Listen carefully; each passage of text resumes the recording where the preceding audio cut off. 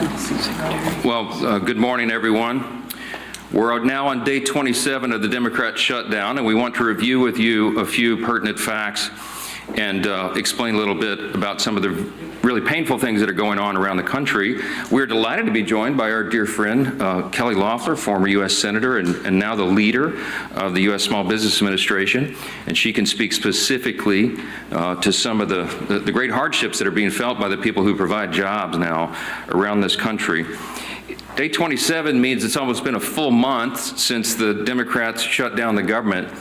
And as we near the end of this month, the pain being felt by so many hardworking people around this country is very real, and it gets worse with each passing day. Here's some of the stats. Last week, 1.4 million federal workers missed a full paycheck. Now, you know, many of them are furloughed, and many more are deemed essential workers, those who are essential, for example, to keep the country safe. TSA agents we've discussed, and air traffic controllers and border patrol, and of course our troops, but so many of them now are going without pay. The families of military service members and the air traffic controllers and so many of these others are now at very real risk of missing the paycheck at the end of this month.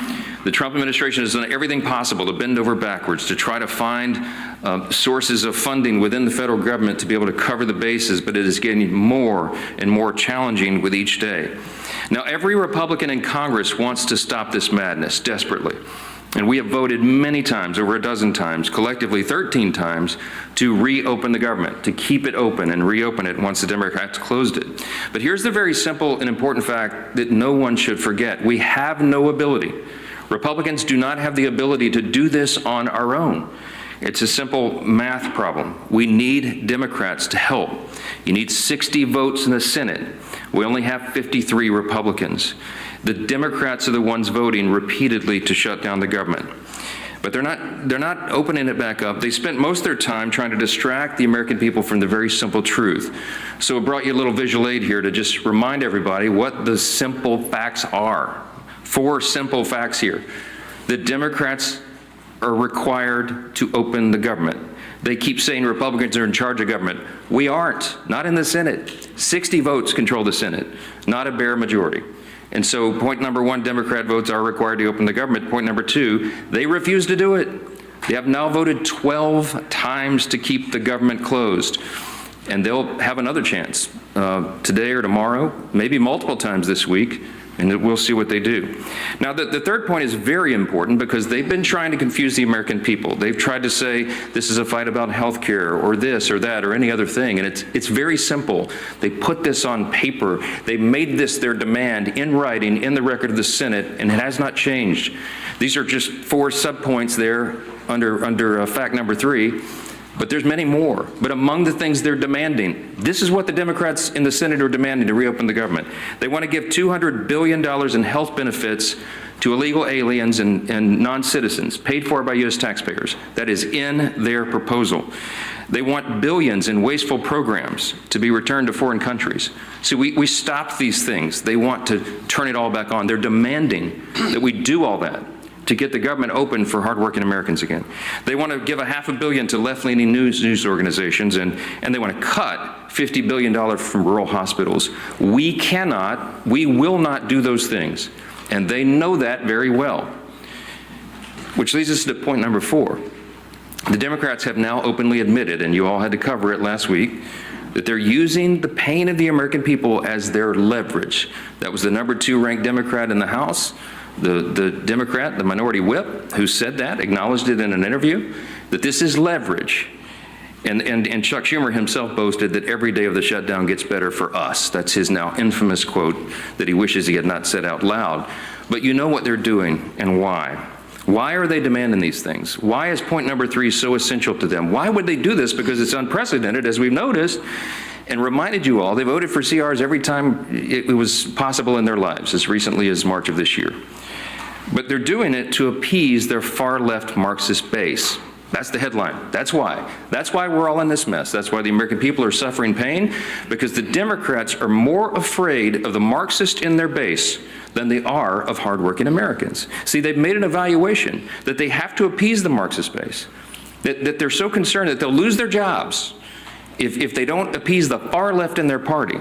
And they sat in a back room and they made the calculation that they would rather shut the government down and impose all this pain on the American people because they believe the Marxists, the far left and the base, are more active than hardworking Americans, people who go vote.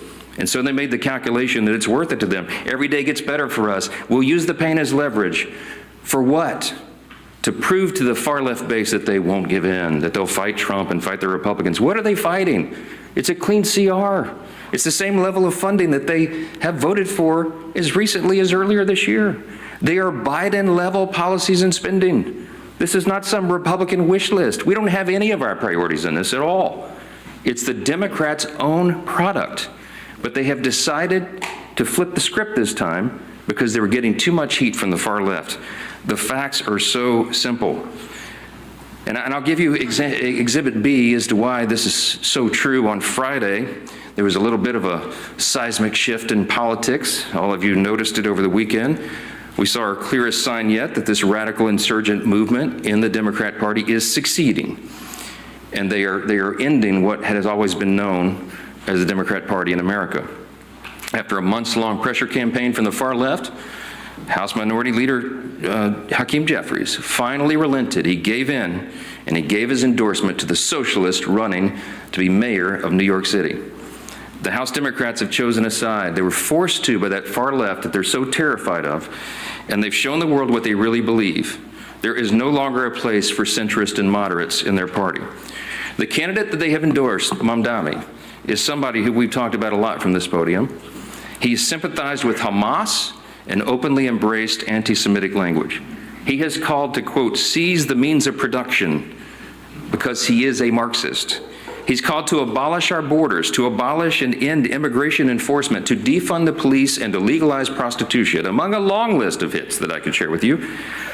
Zoran Mamdani is expected to take the helm of one of the most important cities in the world and the largest city in America.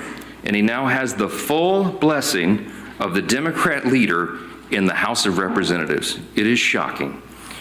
And that leader and all the other Democrats are going to co-own the consequences of what they do to America's largest city. Every reporter in this room should be asking every House Democrat individually whether they too agree with Hakeem's endorsement of the Marxist agenda. It's an extraordinary moment in the history of American politics, as this is not the kind of history that we need to be making. What we're witnessing is truly the end of the Democratic Party as we've known it. And even some Democrats are now saying that out loud. You can see it in their interviews. I watched one last night. All this is directly related to the Democrats' shutdown show. Why? Because just like they decided to save their own skin, that they had to endorse the Marxist Mamdani in an unprecedented move, they have also decided they had to shut down the government in an unprecedented move. No matter the pain it inflicts upon hardworking American people, they were simply more afraid of the Marxists in their party than they are of voters. For the sake of our country, we pray that their calculation is wrong. We believe it is dead wrong. And as much as they try to obscure it, as much as they try to distract you, as much as they try to say that it's about any other issue under the sun, all those issues were always scheduled to be decided.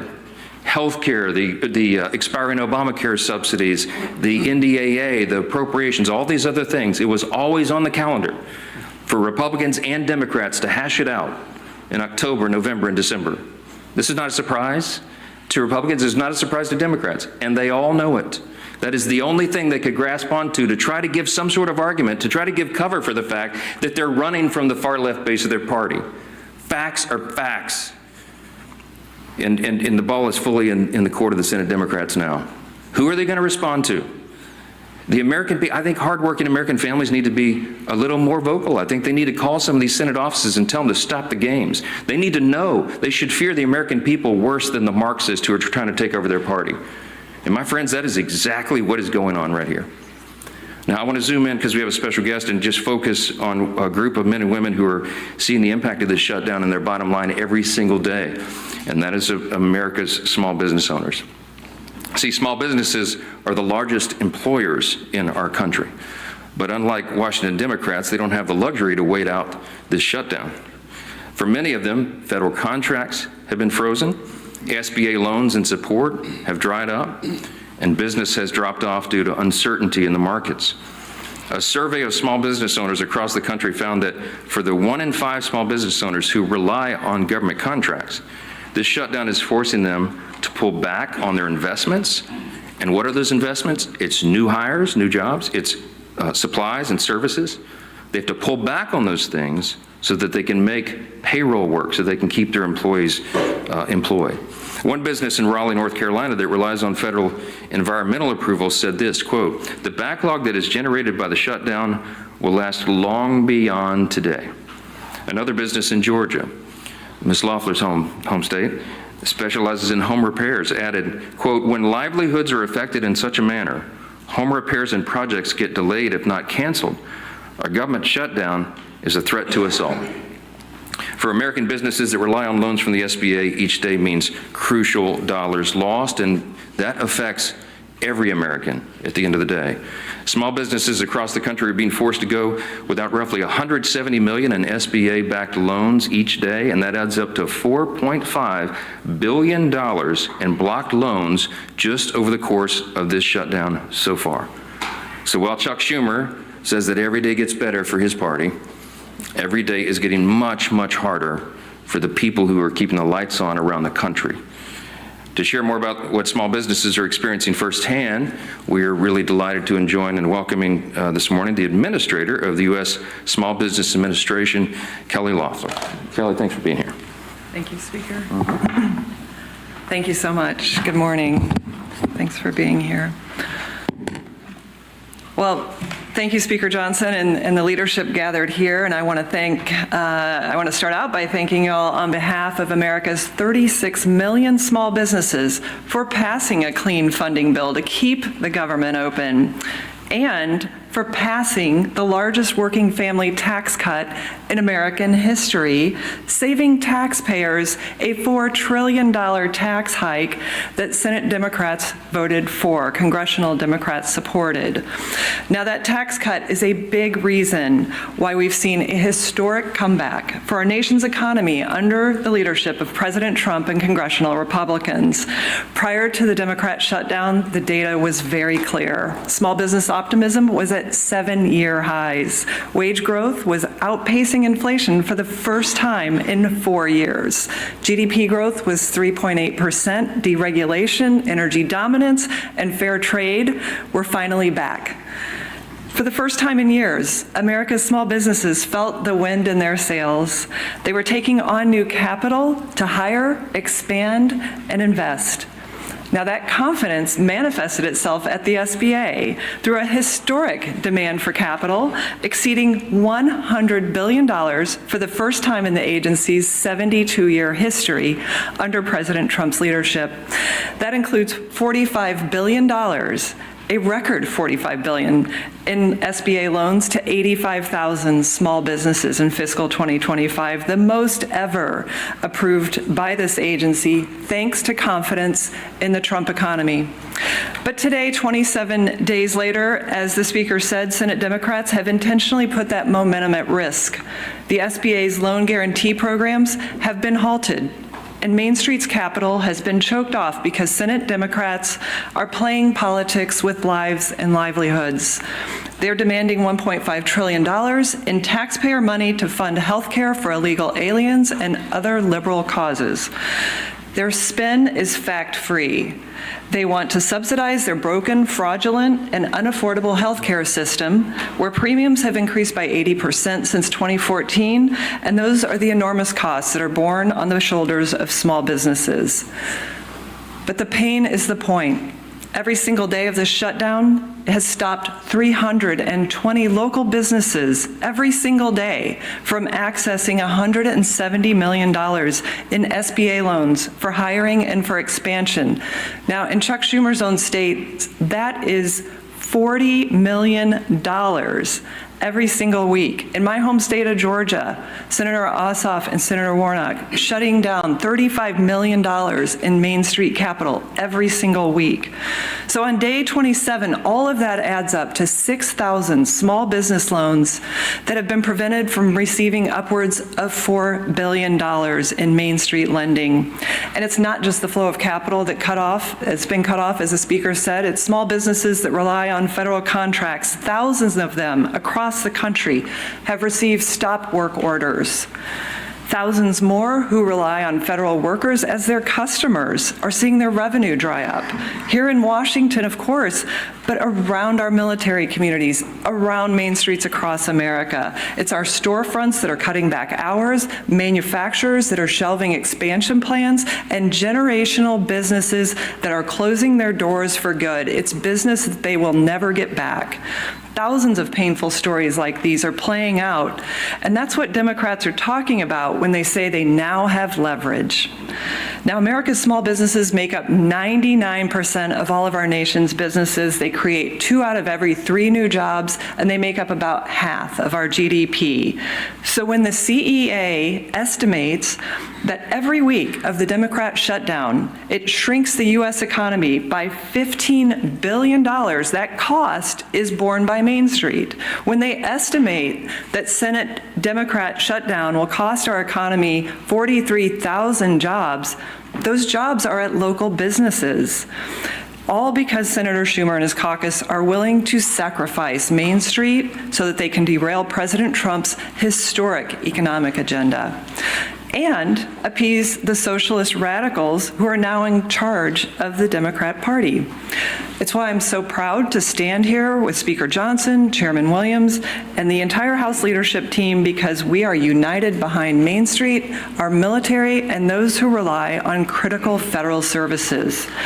It's time for Chuck Schumer to end the political stunt, pass a clean funding bill, open the government, stop putting illegal aliens and the Marxist socialist demands of your radical base over small businesses back home. We must bring the same common sense that prevails on Main Street back to Washington. I'll now turn it over to my good friend and chairman of the Small Business Committee, Roger Williams from the great state of Texas. Thank you, Senator. Thank you, Mr. Speaker. I appreciate Administrator Loeffler, and she's quoted you a lot of numbers, which are all true, but let me just tell you this. I chair the Small Business Committee. I'm a small business owner. I didn't sell my business 10 years ago or anyone. We still have our family business, been in business almost since 1939. I've been in it 57 years. I know what's happening on Main Street when it's good and when it's bad. And let me tell you, Main Street is very fearful of the Schumer shutdown. He is totally holding Main Street America, small business owners, small business employees at bay because of his future that he's concerned about. It has nothing to do with it. Main Street is 99% of the businesses are small businesses.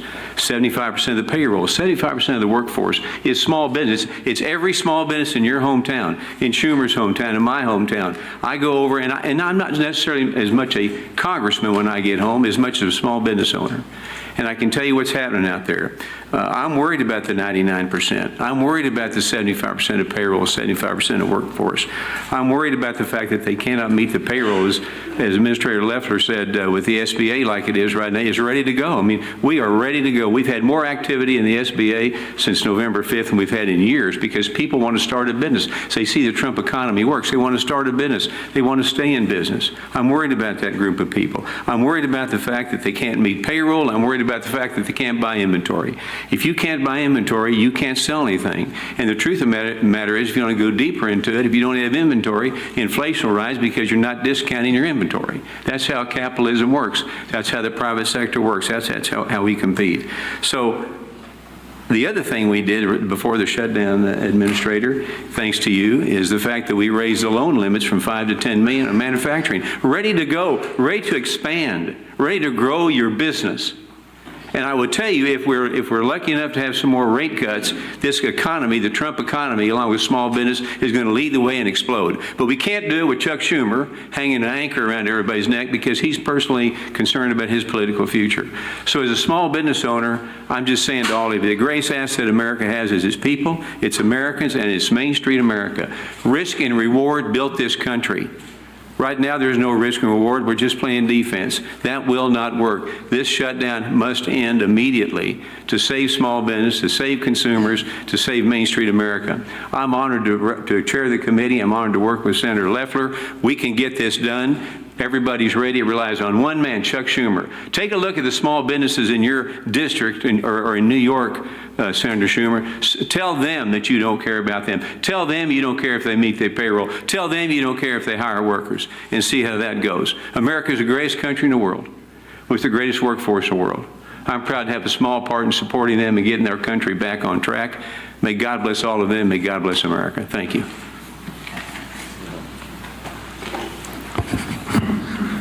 Well, thank you, Chairman Williams, for all you do to support small businesses, to really epitomize the backbone of our economy. And Administrator Loeffler, thank you for coming and for what you're doing to help small businesses grow in every corner of this country. Unfortunately, as Administrator Loeffler pointed out, those small businesses are struggling like millions of families all across America. Why? So that the Democrats can get leverage. Who knows who they want leverage over? They can't articulate it. They've laid out $1.5 trillion wish list of crazy items like giving taxpayer-funded health care to illegals. In their bill to give that taxpayer funding to illegals, they actually gut rural health care. Democrats gut $50 billion out of rural health care. They want to talk about health care? They're the ones making it harder.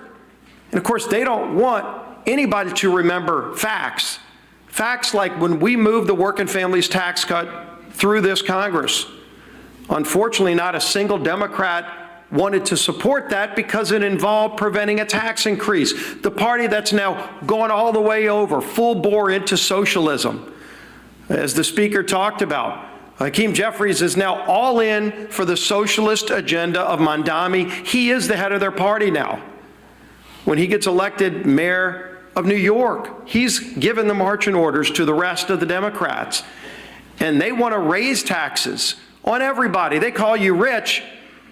Anybody who works for a living is going to be rich, and they're going to raise your taxes to get government-run grocery stores and the lunacy that comes with that.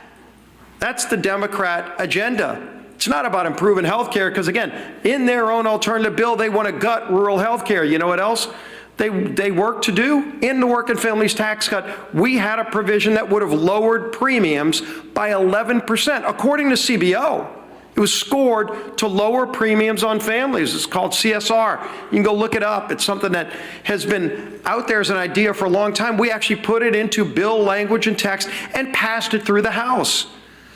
But Democrats went and used a parliamentary maneuver under the Byrd rule to get that removed because they don't care about families. They don't care that that provision would have absolutely lowered premiums by double digits for families who are paying too much for health care.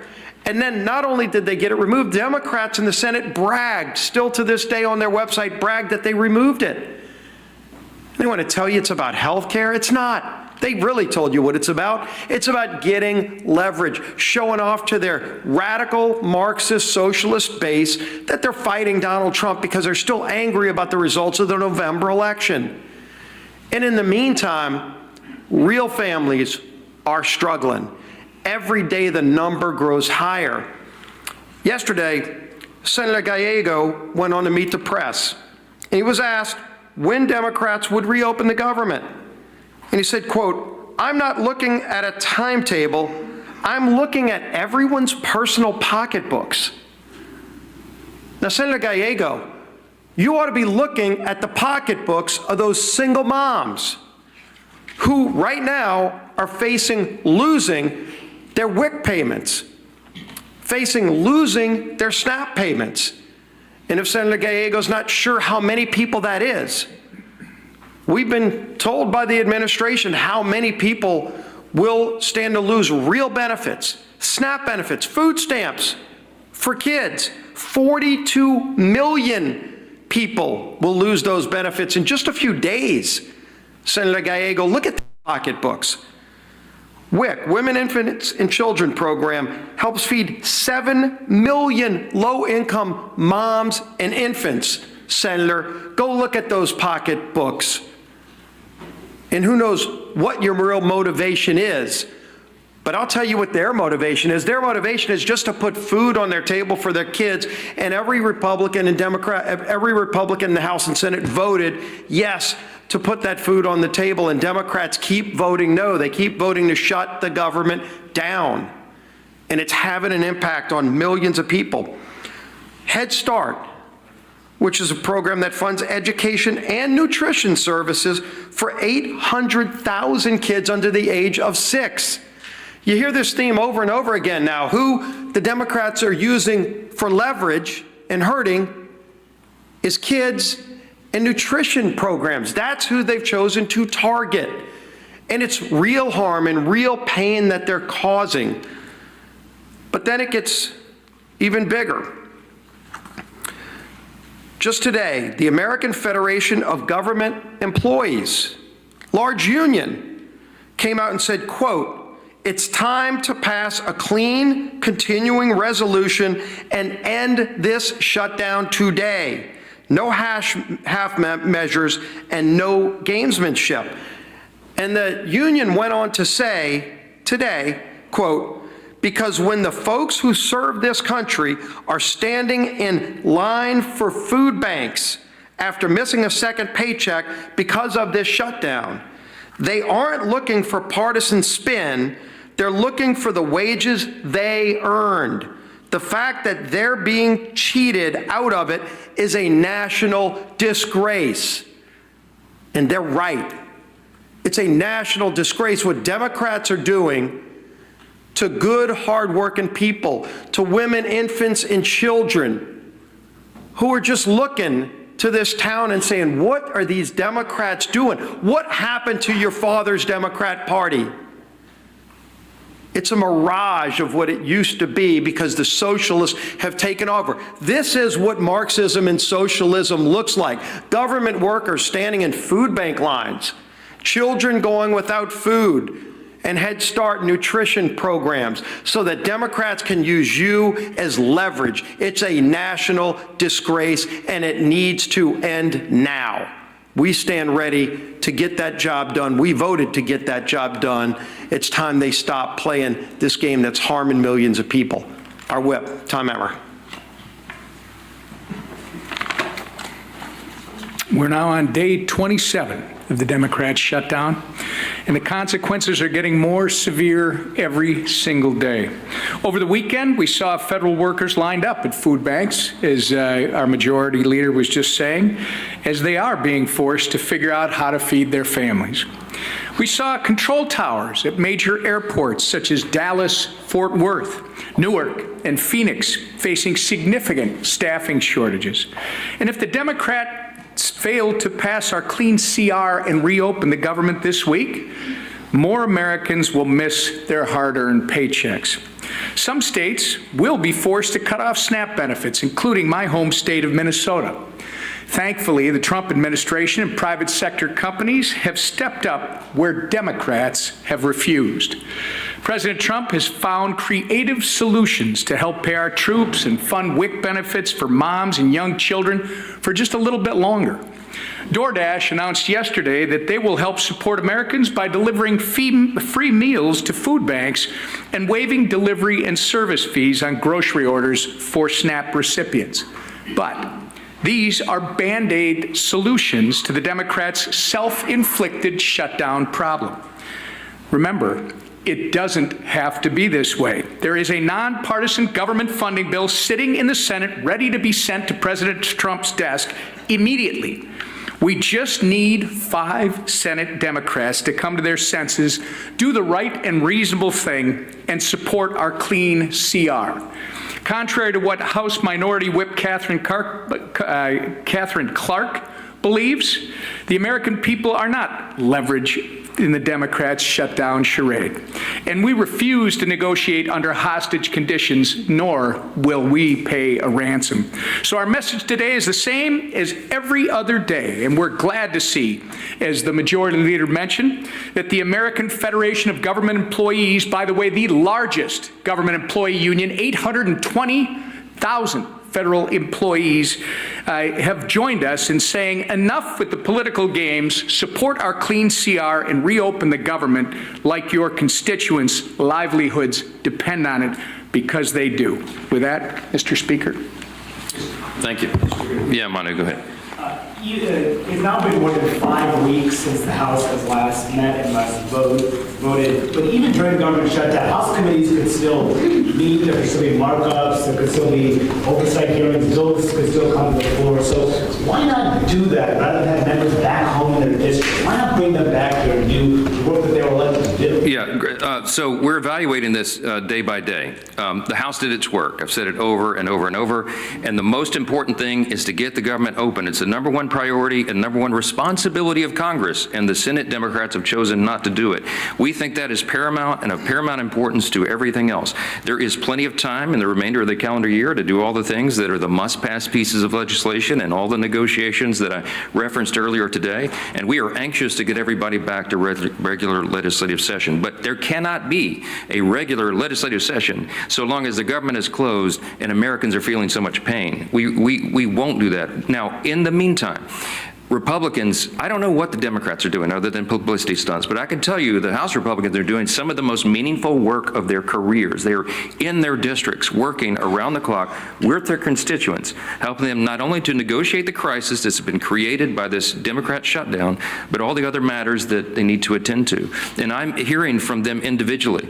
They are having some of the most meaningful interactions at a time of great crisis with their constituents that they've ever had, and that's really, really important. So I don't want to pull them away from that work right now when their insight and their counsel and their assistance and those of their staff, who, by the way, aren't getting paid soon, that is most essentially needed right now back home. So we have work to do here. We'll get back on the floor as soon as we are and can. And in the meantime, as soon as the Democrats allow us, and in the meantime, the committees, the chairs of all the committees and the active members of those committees are still churning the work out. They're not doing a markup right now in a formal meeting, for example, but they are still doing very meaningful work. Oversight. The oversight responsibility of the House continues to work. You might have noticed the Oversight Committee dumped its third batch of files from the Epstein matter just a number of days ago. 43,000 pages of documents are out there, including Epstein's own personal flight logs, his financial ledgers, his daily calendar and diaries. All those things are out now in the public. And so all these essential functions of the House of Representatives continue in earnest. No, Hakeem Jeffries has said they're on vacation. Well, he might have sent the Democrats on vacation, but House Republicans are doing very important, very essential work around the clock. Yes, go ahead, Melanie. Staff benefits are going to run out this week. Yes. The USDA said they're not going to tap into a contingency fund in order to ensure those benefits get paid. Do you think the administration should tap into those funds or find other sources in order to ensure that millions of Americans do get paid? Well, look, I can tell you the administration has worked, as you all know, very creatively and very hard to limit the pain on the Americans because of the Democrats' shutdown. And the SNAP benefits is a unique situation. I got a summary of the whole legal analysis, and it certainly looks legitimate to me. The contingency funds are not legally available to cover the benefits right now. The reason is because it's a finite source of funds. It was appropriated by Congress, and if they transfer funds from these other sources, it pulls it away immediately from school meals and infant formula. So it's a trade-off. There has to be a pre-existing appropriation for the contingency fund to be used, and Democrats blocked that appropriation when they rejected the clean continuing resolution. So the way to make this stop immediately is we just need a handful. We need 5 more Democrats in the Senate to do the right thing, wake up and say, I'm going to say no to the Marxist far left pressure, and I'm going to do what's right by the people, the 42 million Americans in this country who rely upon this essential nutrition assistance. Am I going to starve my constituents, or am I going to appease the Marxists? That is their actual calculation, whether they say all of that out loud or not. Everybody in this room knows exactly what's going on. And it's so infuriating to us. The best way for SNAP benefits to be paid on time is for the Democrats to end their shutdown, and that could happen right now if they would show some spine. Yes? Thank you, Mr. Speaker. The military is that yet again have a paycheck problem at the end of this week, which others of course too. In the past, the president found the money to pay the military, including money he says from a donor, $130 million. Do you or any of your staff know who that donor was? And also, do you believe the military will miss that paycheck, or is it your understanding that that money will be found again? So the questions about military pay, we did get the president, as you know, tapped in research and development, unobligated funds, and paid the military in the middle of October. Their next check is due the end of this week, and we're not 100% sure. Now, I do know the administration and everybody is bending over backwards to try to figure that out, but I don't know the final analysis yet. With regard to who gave the $130 million very generous donation to help pay troops, by the way, that's just a small fraction of what is needed to pay the troops, as you know, but a very generous donation. I have not asked the president for the identity of that person because they want to remain anonymous, and I respect that.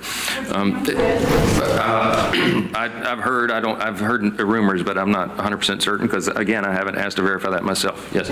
Mr. Speaker, this AFGE, Leader Scalise and Whip Emmer both mentioned this new statement from the president of the American Federation of Government Employees. They represent 800,000 federal employees. They're obviously calling for a clean start of tasks, which is what you guys passed. Do you see this statement from AFGE as a turning point in this shutdown? Do you see this as something that could move Senator Schumer? Certainly, I hope so. It's a union, you know, and they represent such a large amount. There's 1.4 million federal employees. They represent 800,000 of them, and they said, to your point, in quote, pass the CR and open the government. It couldn't be more clear, and because they understand the reality of this. These are federal employees. Many of them watch carefully what happens here in the halls of Congress. They know that this whole thing by the Democrats, the entire shutdown, is a charade, because they know, and anybody who pays attention knows, we always were going to arm wrestle over the remaining issues on the table this year. And they're tired of the distraction, and it's hurting their families, and people are suffering real hardships. They really are going to the food pantries out now to feed their families. It's shameful. We're the greatest nation in the history of the world. We've got to be able to operate, and we can't allow a rise of Marxist and far-left activists in one party to shut down the entire operation of the federal government, and that is exactly what they are allowing them to do. The Democrats have got to come to their senses. You can endorse communists all you want, but at least keep the government operating for us. That's our plea. It's pretty simple. Yes, sir. Second round. Is there any work being done on a Republican solution to the healthcare cliff? I mean, there's been talk in the past about HSAs, about, short-term plans. Any work being done? You said it can be done at the end of the year, but certainly there must be some preliminary work. Yeah, I've been carrying this visual aid around waiting for this question for a while, okay? So when I say that the Republicans have been working on a fix for health care, we've been doing this for years. And many of you who've been on this beat for a while know this is two publications. When I was chair of the Republican Study Committee, the largest caucus of Republicans in Congress, we published volumes of ideas on health care. This was our volume 1, a framework for personalized, affordable care. We had an entire body of the smartest minds in Congress, the smartest Republican minds who worked around the clock. The Doctors Caucus, they talked to stakeholders from around the country and in all the areas related to healthcare, and they came up with a formula on how to reduce the cost of healthcare dramatically, how to make Obamacare affordable and workable in some way for the American people, to increase the access to care and the quality of care. And these ideas have been on paper for a long time. There's volumes of this stuff, volumes of it. What we're doing right now, what we have been doing, what we were already doing, because we knew we were coming up to the end of the year, and we know that healthcare is a major burden for the American people. We've been working on it since day one of this Congress. We worked on it in the years prior. And we've already demonstrated, this is not talking points for us. When we say the Republican Party is the only party that has any chance at fixing health care for the American people, we've demonstrated it. We put it into the One Big Beautiful Bill, the Working Families Tax Cut. As you know, we strengthened the Medicaid program. We started there because it was the lowest hanging fruit. Why? Because the fraud is so glaring. And we eliminated the fraud. We got ineligible recipients off of Medicaid. We preserved it for the people who rely upon it and need it the most. Young pregnant women, the elderly, disabled, for example. We got able-bodied young men without dependents off the program. And what we did was we strengthened it. Don't take our word for it. The CBO, who normally is not on my team, okay? They're the ones that came out and said, yeah, it's going to save $185 billion. And they got 2.3 million ineligible recipients off of it already. That's an important first start. And so the next thing is to fix all the other components of healthcare. That's what we have plans to do. That's what we're working on. The expiring Obamacare subsidy at the end of the year is a serious problem, because if you look at it objectively, you know that it is subsidizing bad policy. We're throwing good money at a bad, broken system, and so it needs real reforms. The reason it was never appropriate or never possible to be resolved on a simple CR, stopgap funding measure, is because it's very complicated to fix. But Republicans have a long list of ideas. Leader Scalise has been working with the chairman of our 3 committees of jurisdiction, putting all of that, formulating all that, grabbing the best ideas that we've had for years to put it on paper and make it work. But we know we're going to have to arm wrestle with Democrats over that. Why? Because many of them are avowed to get us to a single-payer system. They do love socialism, my friends. They love Mamdani. He wants government to take over everything. They're on board with that program. They think the government can do a better job by taking over health care. We believe in the private sector and the free market and individual providers, their acumen. And we say that if you take the government off their backs and allow for real competition again in health care, you will improve its quality and you will bring down its cost. All of these are important components of that, and we have a lot of work to do, but it is not a simple thing, and I am not going to go in a back room with Chuck Schumer, like he keeps demanding, with 4 people and make this decision. I will not do it. It's not appropriate. It's not right. It's too complicated for that. We need all the members to have buy-in. We need to have these healthy debates and discussions, but we can't do it while they're shutting the government down to appease the Marxists. That's it. That should be your headline. I want to thank Chairman Williams and Administrator Loeffler for being here and highlighting the trials of small businesses, and we'll see you here again tomorrow. God bless.